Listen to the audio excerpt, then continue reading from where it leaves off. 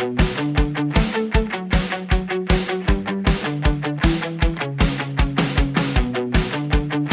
right, hello and welcome to the Scaling Up Business Podcast.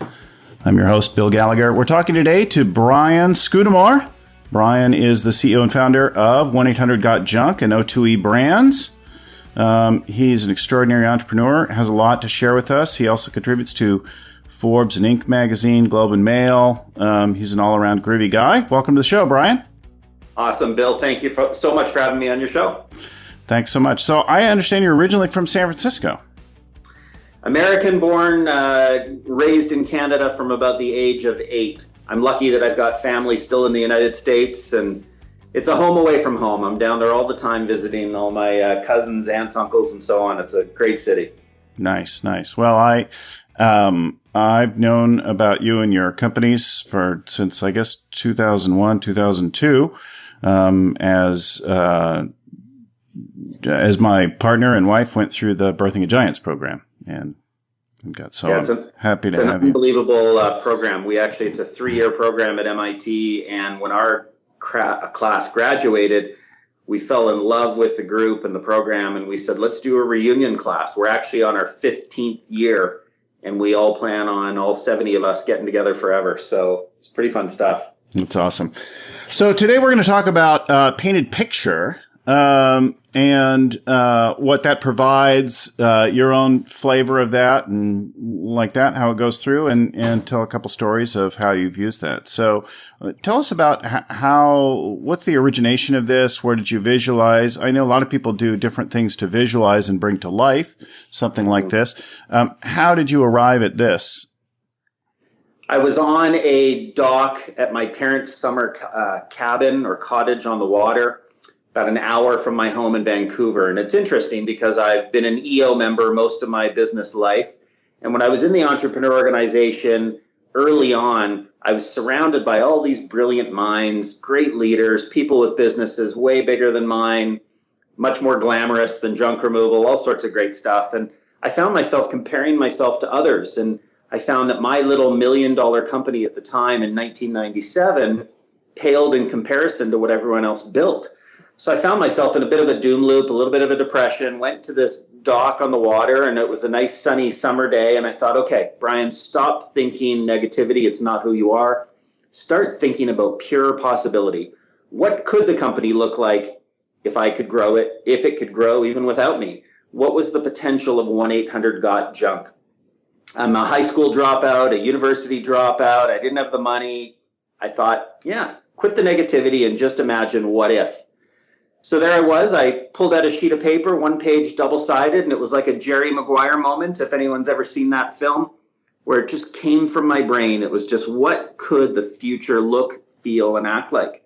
And I started to paint this picture. I believed, and I created this term after I wrote that, the painted picture, because a picture says 1,000 words. Well, I was going to put the 1,000 words down in writing and create the picture that I could then share with everyone in my company and have them see what I saw.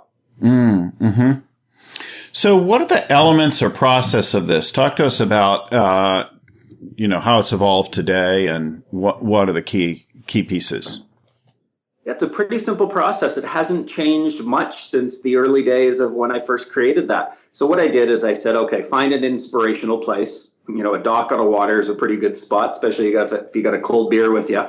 And I just took out this sheet of paper and I wrote down very specifically intentional language, things like not we hope to be or want to be or we're going to try to be in the top 30 metros in North America. I said the first line of the painted picture was we will be in the top 30 metros or cities in North America by the end of 2003. I gave myself a 5-year goal to be specific.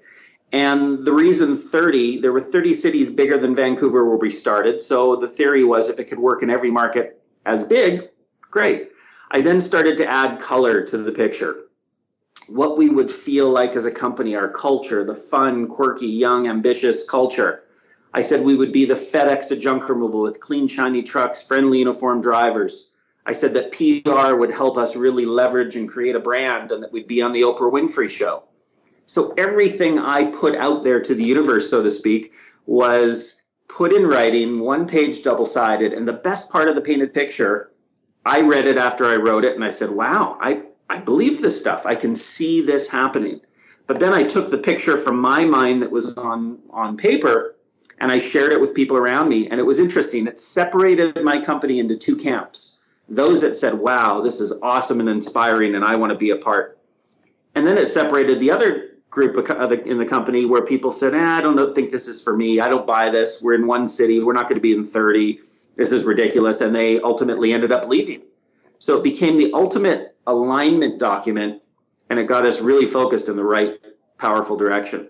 Yeah, I think it's a really brilliant observation. So as you start sharing the process and the story with me, I realized, oh yeah, today I did my run past a dock, past a marina, past a beach, and was filled with, and I don't know why that's so inspiring for many of us, but for many of us, a seaside setting is really, or a place next to water is a place where we can imagine something into the future. So there's some, but each of us has some kind of an inspiring place to go to imagine something like that. And then you speak to starting with the end in mind, or standing out in the future, saying what you've accomplished as if you're already there, and articulating and creating a picture of something and looking back at it and saying, do I like that? I also can see that how polarizing it can be, for a team. There are people who are like, you're smoking something, or I don't want any part of that vision. I have a different vision. And they begin to see themselves. And it's actually a really useful thing, although sometimes it's upsetting. I know as we begin working with a coaching client and we start to go through creating all of the pieces of their 1-page plan and things like that, a lot of times there's a pretty hefty turnover, or a turnover in some key people in that initial stage, because they're like, yeah, I don't either like where you're going or how you're going to get there. And that gives them a new challenge that they didn't anticipate, but it's a useful thing because you can't get there with people who are rowing in the different direction, right? Absolutely. And I believe Jim Collins in his book, Good to Great, always talks about first who, then what. Yeah. I believe it's first coming up with a vision where you're going, then recruit the who's, the people that will figure out what it is you're going to do and how to get there. So when I create a painted picture, we've got one for every one of our companies, we've got 4 brands under the O2E brands umbrella. O2E, by the way, stands for ordinary to exceptional, and that's what we're doing with all our businesses. That's fantastic. But what we've done is we create a painted picture for every one of the businesses, and it's the full detail of what it looks like, what it feels like, how we will act. One thing a painted picture does not do, and doesn't even attempt to do, is say how to get there.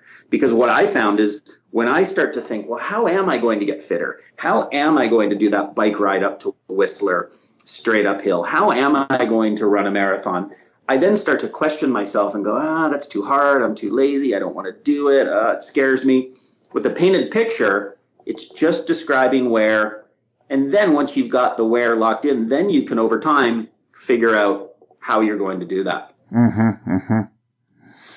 Yeah, I think that's it creates that picture. You've got an expression of purpose. You can see values at play, and you see, what we would often refer to as the BHAG, or maybe some interim step with the BHAG. If you're looking at a 5-year thing and a BHAG is a 10 to 30 year time frame, there's that interim picture, but different than our 3 to 5 year chess moves, or things like that. We've now created a more vivid picture. So what did that look like for you? What happened the first time you engaged this? What difference did that make?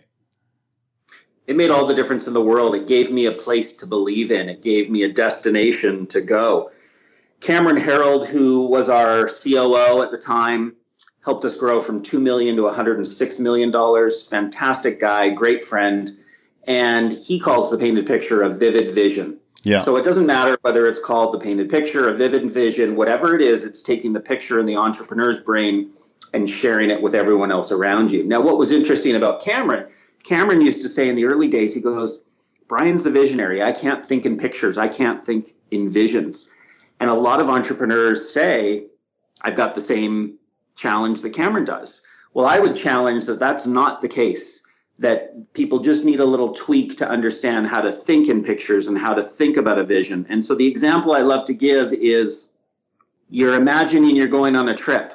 If you could go anywhere in the world to relax, where would you go?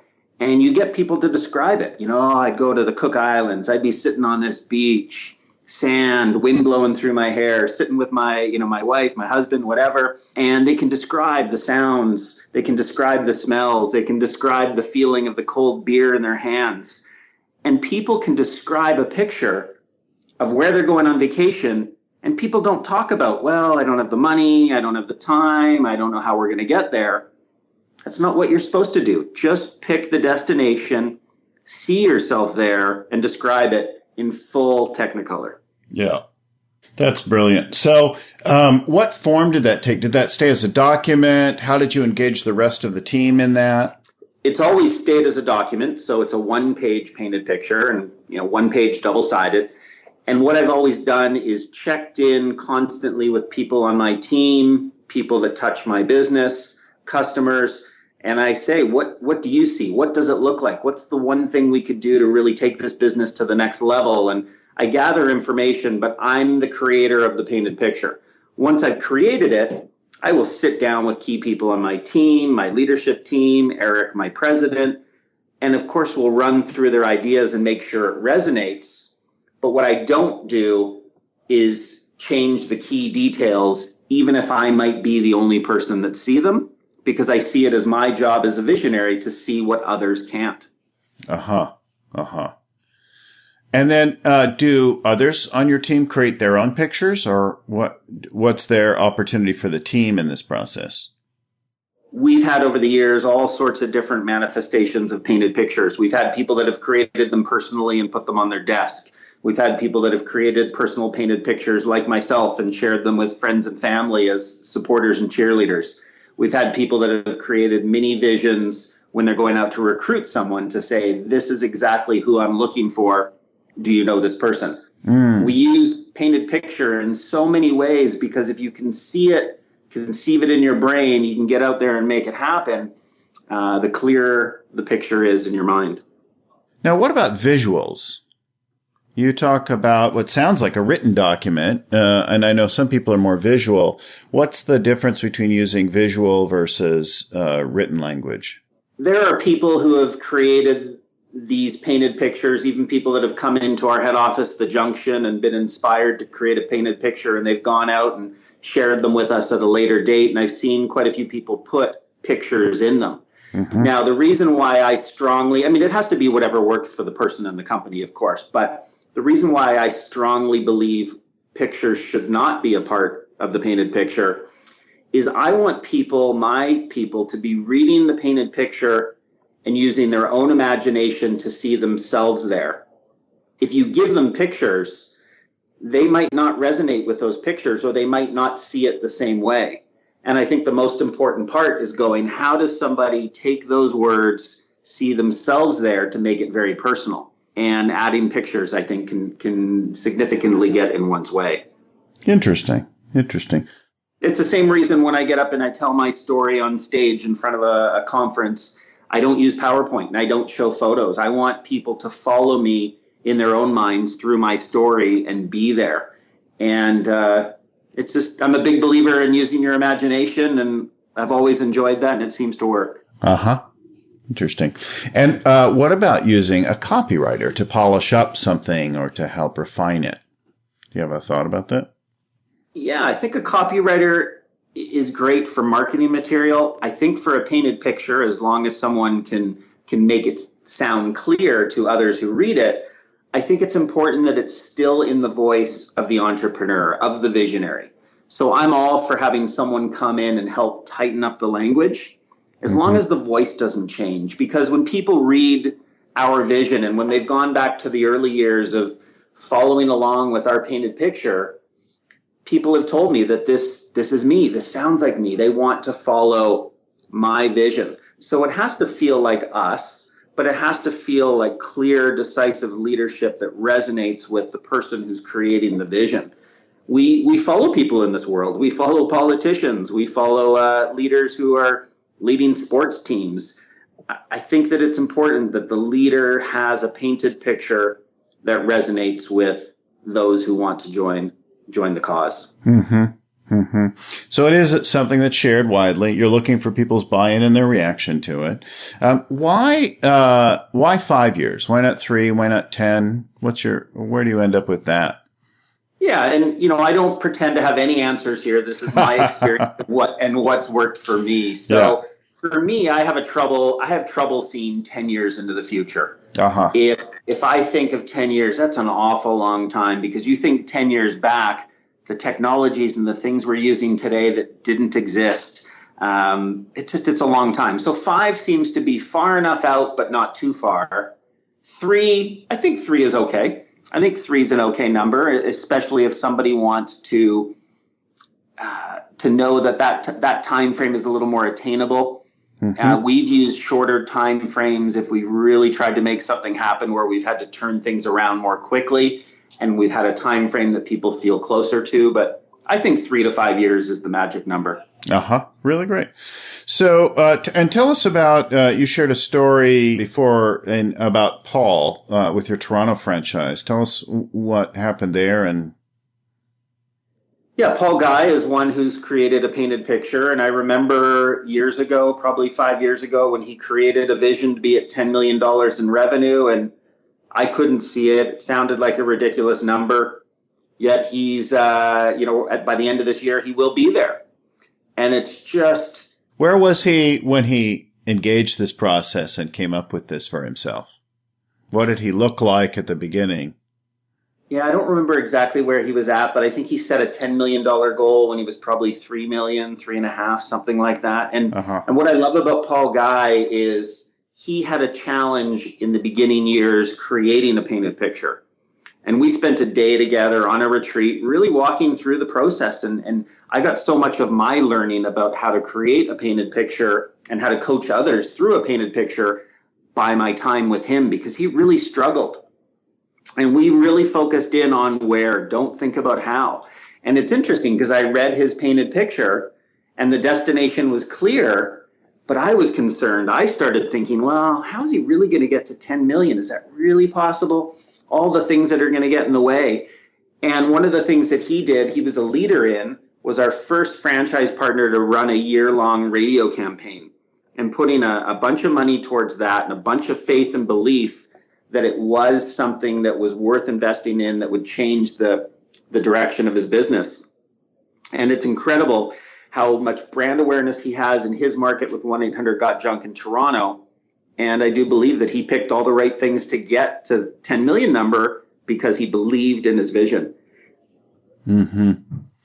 Interesting. So that picture then frames the how that you work on later, because you've got that peace in mind, that end place in mind, so you can keep looking back at, is this a pathway that serves me, as you do the interim planning? Yeah, it is. And when you say the path that serves you, the painted picture has to serve both your business, your personal life. It has to be something that you look at and you say, I really want that. I can really see that. So if I look at my why, so Simon Sinek, who's written the book, starts with why, and Simon was on our board for a little while, and he's an absolute genius. And Simon says, people buy why you do, not what you do. They need to align with why you are building and growing what you're growing. And so if I look at my business and my life, my why is creating big possibilities that I can lob out there and you just never know they might happen. So the bigger, the bolder, the more exciting it is to me. We're a $250 million group of companies under O2E brands. If I think of the future and where we're growing, by 2021, we'll be $1 billion company. Now, those numbers aren't really about the numbers. It's not about the money. I drive a little Fiat because I love all things Italian, and a Ferrari just didn't seem to fit the bill. But if I look at my life and what I want, it's not the money. It's big, bold ideas, growing a company to $1 billion, and the impact it would have on all our people, and the success that we'll have in the customer service world with all our O2E brands. So I think understanding someone's why is incredibly important, because if a painted picture doesn't resonate with you and to your the depths of your soul, it's easy to jump off board and say, this is too hard, I no longer believe. Yes. Yeah. It's got a call to you. Well, they say that, the top line is vanity. And I think that the vanity and ego are tied, and there is something fulfilling about like, okay, we create the scope and scale of something is really the top line. And while cash may be, critical, for good operations, that scale of something does give us a game to play that resonates with us somewhere, that it matters to us, that engages us, and calls us into working on something over time. Yeah, and I would wholeheartedly agree with you that top line is often ego and vanity. And in my earlier years building a business, that's all it was just grow, grow for growth's sake. And what I've learned is the number really isn't about the number and about the ego. You know, it's fun to say, yeah, we did it, but the number is really about the impact. Yeah. More people in our business, more entrepreneurially minded people that buy into our franchise program, that we're building great things together. That's my source of pride. Yes. Totally get it. Well, look, you can leverage the ego, and then thinking about the scale of something and your impact is, part of our fulfillment as human beings. You can look back and say, yeah, I feel good about what I did. That is a level of effort worthy of my life, my time. Absolutely. Well, that's right. So let's recap then, the key elements. I think there are really kind of three things that you talked about, right? The first is your location, retreat, getting away. How much time do you allow for this? I generally take a day. Now, there's a lot of time leading up to it where you're not even working on business. You're not thinking necessarily about exactly where you're going, but it's all the conversations you have up to that point in your life. I then find, though, that it's a one-day thing where I'll go walk in the forest, I'll sit on the beach. It's finding somewhere inspirational to me so that my mind just flows. And you talked about it earlier, the water works for a lot of people. I think nature, we connect well to nature because you just realize how insignificant we are in the whole scheme of the world. So I connect with nature, I find an inspirational place, and I start writing. Yeah, I think there's a few. A mountaintop is one, a beach is another, some kind of a vista often, right? If you're going to envision the future, there is often a vision that frees you up. Head down in the maze in your cubicle is not a place to imagine much of anything. Yeah, a change of scenery, I think, is the key. And whatever that might be for someone, it could be sitting in a really awesome restaurant with a glass of red wine, and that could work for someone. Some people want the buzz and the energy of an outside space. Some people might find that they've got a little cabin to retreat to. Whatever it might be, it's finding what works for you. And then, is this largely a solitary thing? Have you done this with a wife, a partner? I've always done it alone, Bill. I think that it's how I do my best thinking. But when I've coached others through their painted picture, working together, the togetherness can help when I find that you need someone to ask you the questions. So someone that could help me, if I was new to this process, I would want them to say, okay, Brian, what does it look like when you're there? What does $1 billion look like? Not from a dollar perspective, but how many people are in your company? What's the culture like? What are they saying about your business to their friends and their family when you're not around? How many trucks do you have? How many brands? I want people to ask me questions to pull it all out. And it's in the same way that I go back to the process of, okay, where would you go on a trip? Tell me about what that looks like. Yeah. And sometimes people need help there. So for me, doing it alone works, but asking questions, I think, is another great alternative. Well, I noticed just a contrast. So for me, doing a process like this, I just need that kind of framework, the questions, and I can ask myself, and I make some notes, and I can think about it, and so on. My wife, who you know well, Lori, loves to talk it through. So she'll make a few notes herself, but then she likes to talk it through. So she likes to hear it coming out of her mouth, and she doesn't particularly want your input. Right. But that's true in a lot of things, right? She wants to have it be heard and appreciated. And the act of having an active listener is helpful for her to discover it. She just doesn't drop it down on the table. The other thing, for mine that I think you sort of referenced, but I find really makes a difference for me, is to imagine how old I'll be, how old my children and my parents, and, like the year, what are the inevitable things around? So, that sometimes helps me to imagine what would I like to be at that point. Yeah, no, it's funny that you say that, because I do the same thing, and I coach others into doing it. It's hard for us to imagine the world at a future point in all detail until we actually take something so close to us like our kids. Someone that has a 5-year-old can go, okay, I can imagine when they're 10. Yes. I can imagine what they're doing in their life. I can imagine myself, instead of being 46 today, being 51. Holy crap. But, it's like you think ahead into the future, and you just go, okay, that's a place that grounds you and allows you to then go, okay, so what does everything else around me look like? Yeah, it's really great. So, we have a variety of related things that we use that are totally complementary to this. After you do this, then you can start to think about the key pieces, which we do somewhat with like 3 to 5 year moves in a company. And we're not still asking the how, but we're looking at where do you want to end up. Then we employ stuff in the 1 year and the quarterly and things like that to figure out how to get there.